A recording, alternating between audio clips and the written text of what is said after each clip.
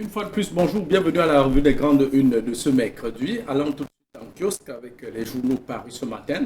On démarre avec le quotidien gouvernemental Cameroun Tribune qui met en sa une cinquantenaire et de l'État, l'an 50, Cameroun Tribune en 50 de l'État unitaire. Dernier réglage, écrit le quotidien Cameroun Tribune. Le journal indique qu'à Yaoundé, le boulevard du 20 mai, dans ses habits neufs, a accueilli hier les premières opérations préparatoires à la parade militaire prévue vendredi prochain sous la coordination du général de brigade Agaro Binson, commandant des troupes. Dans la capitale et bientôt dans d'autres villes du pays, une intense campagne de communication sur le thème Unité et Progrès en cours, indique le journal. On parle aussi d'un autre journal paru en kiosque ce matin, c'est évidemment le journal L'Indépendant. Le journal indépendant qui parle armée-nation tout en symbiose. Le journal indique que le mutualisme du binôme armée-nation tire ses ressources dans la devise même de l'armée camerounaise, honneur et fidélité, un engagement vis-à-vis des institutions qui justifie la loyauté d'une armée jamais prise à défaut dans la défense de l'intégrité territoriale des institutions et ceux qui les incarnent, écrit le journal L'Indépendant. Le quotidien La Nouvelle Expression, pour sa part, parle du défilé du 20 mai. Les autorités conditionnent les défilants. Le journal indique évidemment que les organisations de la société civile et les formations politiques doivent soumettre leur message à la censure et les seules effigies autorisées sont celles du parti de Paul Biya. Les effigies de Paul Biya, l'aile dure du SDR avait déjà décidé depuis 2019 de ne point prendre part à ce défilé tant qu'une solution à la crise anglophone n'est pas trouvée. Cette condition demeure donc une brûlante actualité, mais aujourd'hui, la question divise profondément les dirigeants du parti de Ni John Fundi, le parti de Ni John Fundi qui a d'ailleurs reçu avis favorable du préfet du Fundi chargé de superviser la participation des partis politiques à ce défilé. L'autre actualité dans le colonne du journal La Nouvelle Expression, Église catholique, les prêtres et le sexe, vous lirez la chronique d'Aristide Monon. Un journal qui parle aussi, revient encore sur l'unité nationale avec cette déclaration de Jean-Michel Nietzsche qui dit que l'unité nationale au Cameroun est un mythe, écrit le quotidien de La Nouvelle Expression. Le journal Mutation, pour sa part, parle du casse-tête des casses. Le journal indique que le chef du canton Bel s'insurge contre la prédation des terres du peuple sawa suite aux démolitions survenues au quartier Bali le week-end dernier. Même titre en une du journal, même en bas de page du journal Le Jour, 90 familles dans la rue à Bali. 90 familles dans la rue à Bali, faisant ainsi allusion à ces mêmes démolitions. Et en 101, le journal Daman Mana parle du mouvement OTS, de cette rencontre entre les syndicats des enseignants et le ministre du Travail et de la Sécurité sociale pour la résolution définitive de leurs revendications. Ils ont donc échangé et certains syndicats ont appelé leurs membres qui refusaient jusqu'ici de rentrer dans les salles de classe, de prendre la craie et poursuivre les enseignements. Le journal L'Œil du Sahel, pour sa part, parle de Philippe Danga. Philippe Danga, c'est évidemment un ancien sous-officier de gendarmerie, qui indique que Paul Biya partira quand Dieu aura décidé. Il est revenu donc donnant son point de vue sur l'unité nationale au Cameroun. Philippe Danga, il a servi sous le président Ahidjo et même dans sa garde rapprochée, et de même qu'il a pris ses retraites il y a 26 ans. Vous lirez donc dans les colonnes du journal L'Œil du Sahel. Le journal parle aussi de Moutouroua, des conseillers municipaux qui veulent la tête du maire pour sa gestion dite indélicate, notamment l'attribution des marchés à son épouse. Et le maire, pour sa part, balaie d'un revers de la main et parle de gesticulation d'un groupe de conseillers municipaux. De même que le journal vous offre le document examination in chief du ministre d'État, de l'audition du ministre d'État Marafa Midouyaya, le 9 qui avait eu lieu en 2012 lorsqu'il passait devant la justice. Le journal, au-delà du journal L'Œil du Sahel, il y a l'économie quotidienne. L'économie quotidienne qui parle ici de la BDEAC, c'est le tour du Cameroun. Après, depuis le 13 mai dernier, évidemment, c'est le Tchad qui conteste la nomination du Camerounais Dieunene Mevo-Ekou comme président de la Banque du développement des États de l'Afrique centrale. Les raisons qui justifient le choix, le tour du Cameroun, c'est dans les colonnes du journal Le Quotidien, l'économie quotidienne. Le journal Forum Libre du prince Aristide Dekam ici sur le plateau revient aussi évidemment revient d'abord sur cette actualité concernant les casses avec le chef supérieur du canton Bel qui monte au créneau et dénonce la prédation des terres du peuple Sawa, tel que paru d'ailleurs dans plusieurs journaux. Il y a aussi l'agression du roi des banques à l'indignation, la condamnation du préfet du Haut-Cam et des autres chefs traditionnels. Et en sa une, c'est évidemment, le journal parle de performance de la direction générale des impôts, comment le directeur général Mopa Patois a mobilisé 812 milliards en 4 mois seulement. Voilà pour ce qui est donc la revue de presse ce matin. Face à présent avec nos invités du mercredi, nous sommes étant indisponibles. Évidemment, c'est Hervé Villa-Angélé qui est là. Hervé Villa-Angélé, bonjour et bienvenue à la revue des grandes filles. Bonjour Jean-Paul Chouniat, bonjour à tous ceux qui nous regardent à la maison. Bonjour particulièrement à une communauté qui nous regarde particulièrement. Ce sont les anciens élèves du lycée classique de Bafang à qui j'ai dit bonjour. Ceux qui passent précisément des classes de terminale à espagnol. Vous m'avez suivi le matin à la revue de presse. Mais qu'est-ce qui s'est passé? Alors, mais j'ai aussi dit bonjour aux anciens élèves du lycée de Ndiki. Voilà, donc c'est un plaisir d'être là ce matin et j'espère que Idriss Lissou sera des nôtres d'ici là. Donc bonjour à Aristide Dekam, ça arrive rarement quand tu es sur un plateau. Je pense qu'en un an c'est parfois 2 ou 3 fois, mais cette fois-ci l'occasion fera le large. En tout cas l'actualité est brûlante. Prince Aristide Dekam, bonjour et bienvenue à la revue des grandes lignes. Merci de m'accueillir dans ce studio, merci à Hervé Villa pour ses amitiés. Je voudrais lui rappeler que l'ancien élève du lycée de Bafang qu'il est devrait savoir que je pense que c'est le cinquantenaire qu'on est en train de faire. Soixantenaire, monsieur. Le soixantenaire. Il ne faut pas me faire ce procès quand vous connaissez pas soixantenaire. Non, c'était un piège. Mais comme vous êtes véritablement un élève de ce lycée, c'est le soixantenaire qui est fêté de ce côté-là. Je voudrais saluer le proviseur qui fait des pieds et des mains pour que les choses avancent de ce côté-là, et plus précisément le président de l'APE là-bas, qui est au cœur du soixantenaire. Il s'appelle Georges Ndiente Kameni. Je lui fais un coucou. Et à tous les grands téléspectateurs du département du Haut-Cam et aussi du Grand Nord du Cameroun. Très bien, c'est bien noté.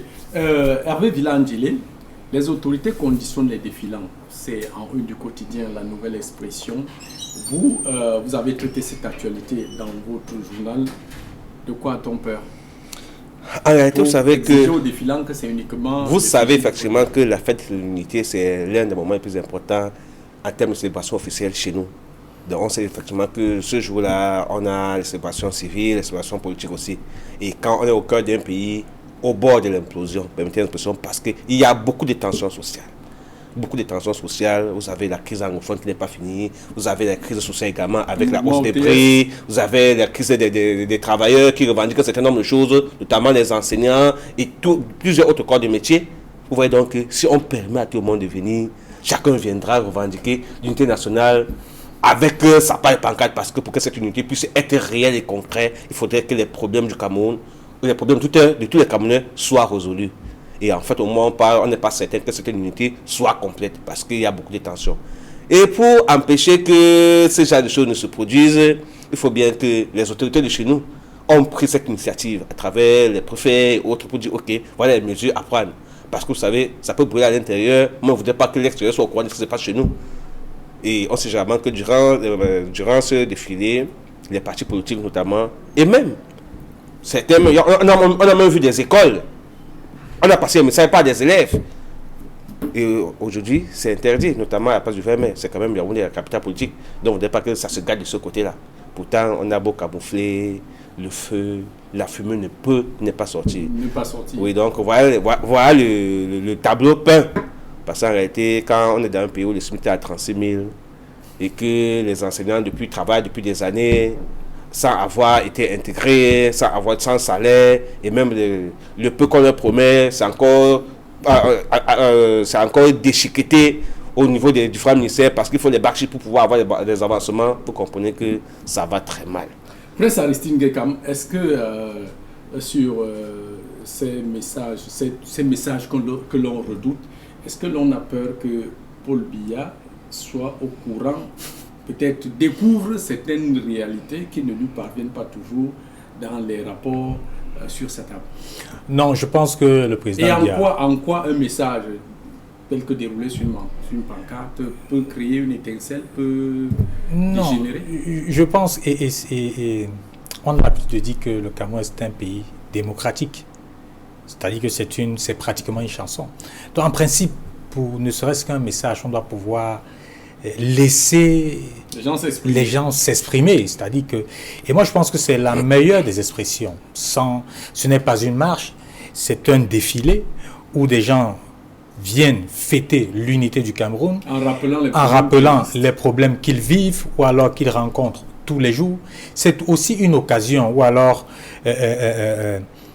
une occasion de communication, politique pour certains partis politiques.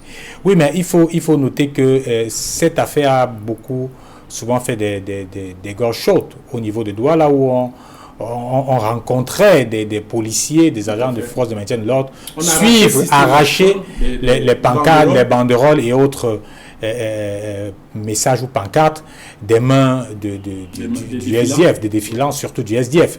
On a souvent vu l'honorable ministre avoir maille à partie avec les forces de maintien de l'ordre ici à Douala.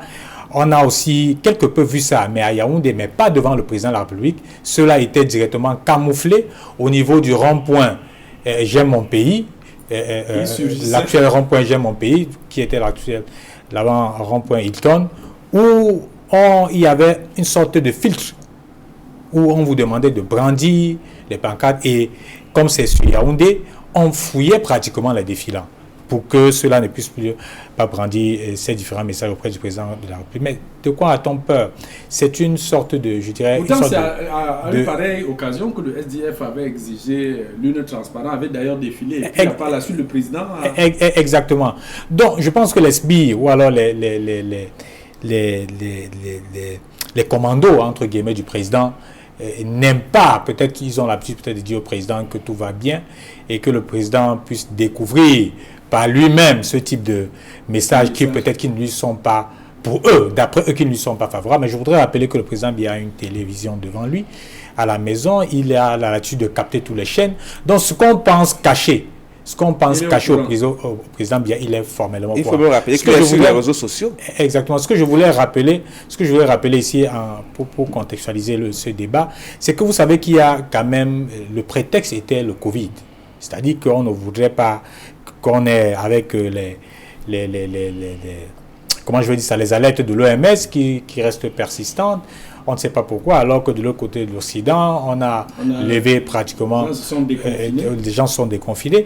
Mais il y a une chose, ça c'était le prétexte, on a réduit pratiquement le carré des défilants. On a réduit aussi au maximum, on a mis le maximum le défilé au plus à 2 heures. Ça devrait être symbolique. Voilà, au plus à 2 heures de temps. Et même le carré de l'armée sera respecté, mais ne sera pas aussi important. Donc, ce sont des conditionnalités que le président du comité d'organisation a tout fait de communiquer. Je pense qu'il y a de cela pratiquement plus de 10 jours pour sensibiliser les uns et les autres que le défilé ne sera plus comme avant. De cette année ne sera pas comme avant, mais le prétexte à cause du Covid. En tout cas, l'essentiel, c'est qu'il y aura défilé. Justement, Hervé Villandélé, parlant de la participation du SDF à ce défilé, on se rappelle qu'il y a quelques années, le SDF boycottait systématiquement la participation au défilé. Dans les colonnes de votre journal, on voit bien que le préfet du Fundi, qui est chargé de superviser le défilé des partis, la participation des partis politiques, a écrit au premier vice-président du SDF pour lui signifier que la demande du SDF de participer au défilé a été favorable. Et du coup, ça crée des tensions au sein du SDF. Ça doit créer des tensions. Il faut quand même rappeler que c'est une continuité de l'actualité. Vous vous souvenez effectivement que hier, ici sur ce plateau, on parlait du fait que certains cadres du parti n'avaient pas assisté à la réunion organisée par le parti. Et que parmi les cadres, on n'avait pas l'honorable Michel Ninchi, on n'avait pas Jean Tchoumé, le secrétaire général, on n'avait pas des avocats comme Maître Lavoisier, Moustapha Ngwana, on n'avait pas le responsable de la communication, le chef de cabinet. Vous comprenez que c'est le parti qui s'est littéralement divisé sur des questions importantes mais essentielles du parti. On ne peut pas comprendre que depuis des années, pour des raisons essentielles et importantes, la crise anglophone, la paix menacée au Cameroun, le SDF qui était encore, même jusqu'à présent, parce que sur le plan idéal, c'est le principal parti politique de position au Cameroun. Surtout que la crise dans les régions anglophones, on l'a utilisé pour expliquer d'ailleurs la défaite du SDF. Exactement. Et que ce soit le bastion électoral du SDF qui souffre, les deux régions anglophones surtout, qui est en crise, et on l'a évoqué depuis 2017. On ne peut pas aller au défilé parce que nous souffrons. On ne peut pas parler d'unité nationale quand nous sommes malades. Nous avons des problèmes chez nous. Il faut d'abord penser les résoudre.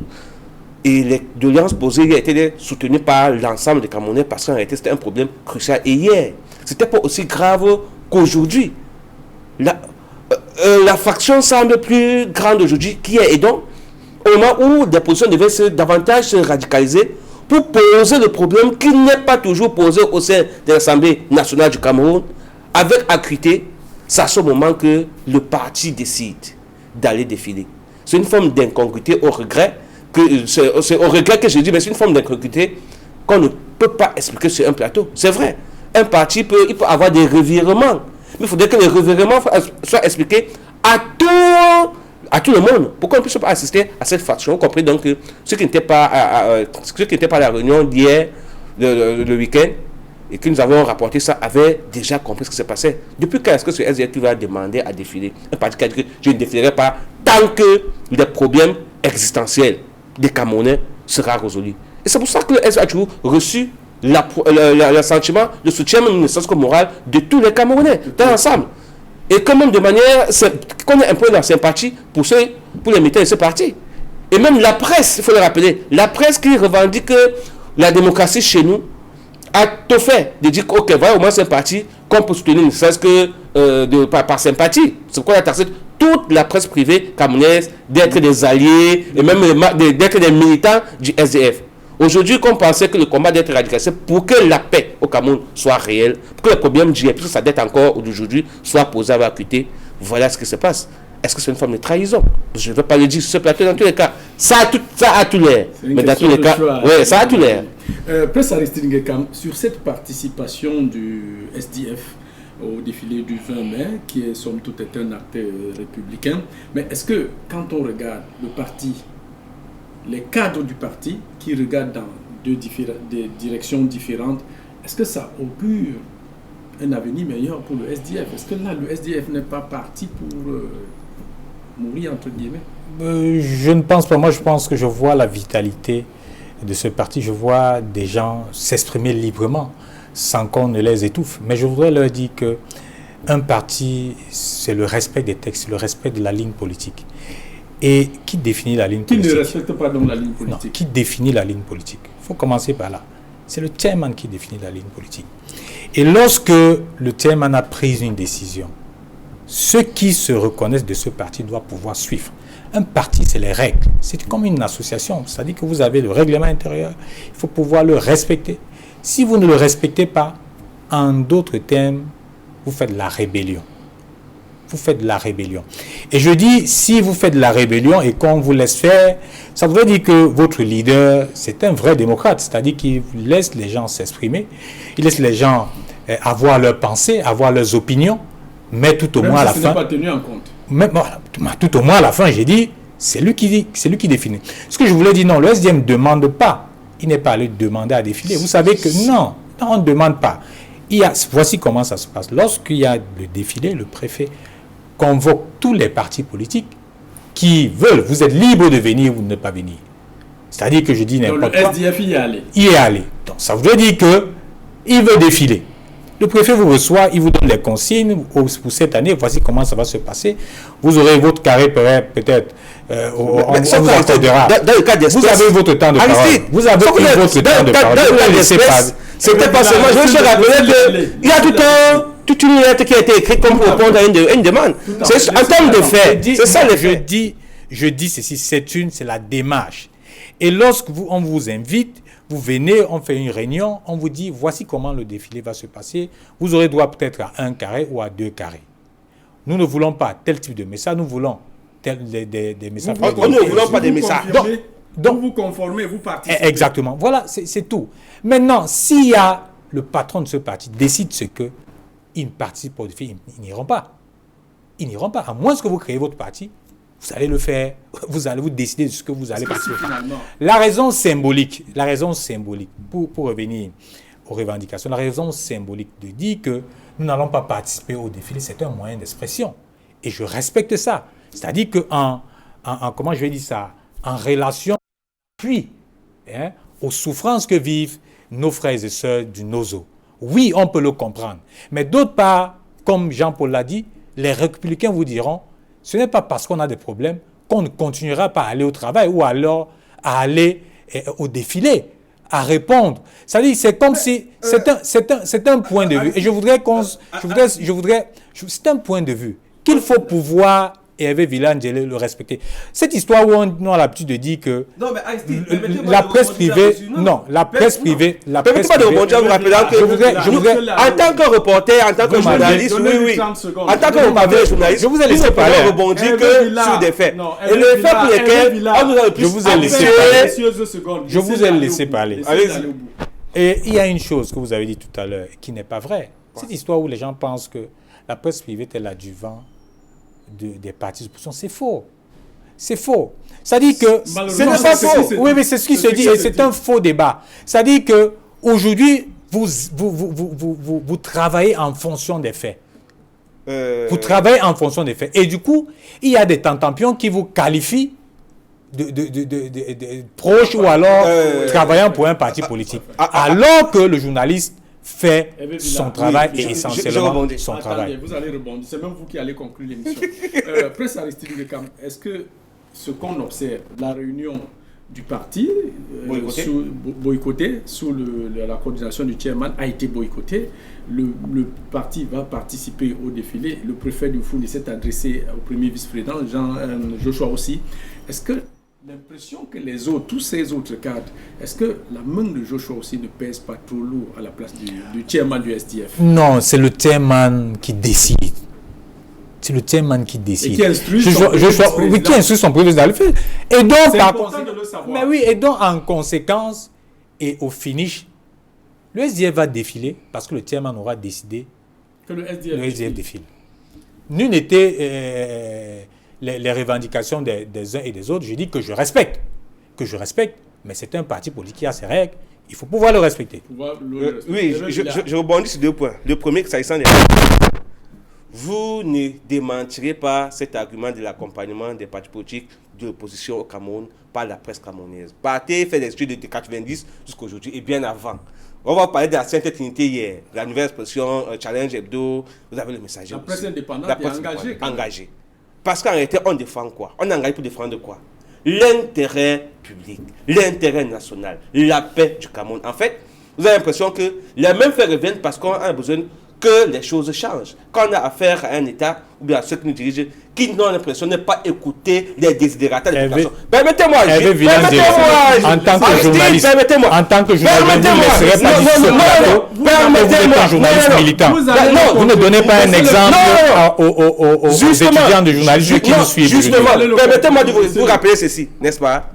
La neutralité au sens axiologique n'existe nulle part. Ça voudrait dire, vous êtes un... Je dis bien ceci, c'est un débat qui est professionnel. Parce que le choix des mots, le choix des titres, tout ce que vous décidez de choisir, les faits que ce n'est pas neutre. Donc que vous voulez ou non, ça c'est professionnel. C'est une orientation. Ça c'est professionnel. Maintenant, le militant. Ouais. Non, je voudrais savoir de militants. La conclusion de militants que vous voulez ou non, c'est engagement. Je vous pose la question. Je refuse un militant, je n'ai pas d'engagement. Non. Ok. Je refuse un militant, mais je n'ai pas d'engagement. Hervé Villangele, en tant que journaliste, vous devez parler de ligne éditoriale. Vous pouvez avoir... Permettez-moi de parler de militants. Je reviens là-dessus. J'ai bien dit engagement. Et je dis donc qu'à ce niveau, vous ne pouvez pas convaincre sur ce plateau. Et vous êtes directeur de publication, c'est ça qui est important. On se comprend très bien. Je poursuis en disant que c'est quelque choc. Pas Hervé Villard seulement, parce que le son de cloche que nous avons toujours écouté de la part d'un parti comme le SDF, avec qui depuis plus de 30 ans, on a revendiqué, bientôt 40 ans, on a revendiqué. Vous avez revendiqué en tant que militant. Pardon? En tant que militant. Ouais, laissez-moi finir. Je ne parle pas en tant que. On a de cette émission. Non, je vais chuter en disant. Je vais chuter en disant que le son de cloche que nous avons toujours entendu, nous qui Camerounais, je suis journaliste, je suis d'abord Camerounais, donc vieux au Cameroun, c'était que le SDF voulait le changement. Et aujourd'hui, quand le son de cloche est différent, tout à fait normal que ça crée le contraste. Et dans ce débat, sur ce plateau. Nous allons poursuivre le débat après, vraiment, après ça reste un débat assez intéressant. Mesdames, Messieurs, c'était tout pour cette édition de la Revue des Grandes Unes. Restez scotchés sur les programmes d'Equinox Télévision. Voilà.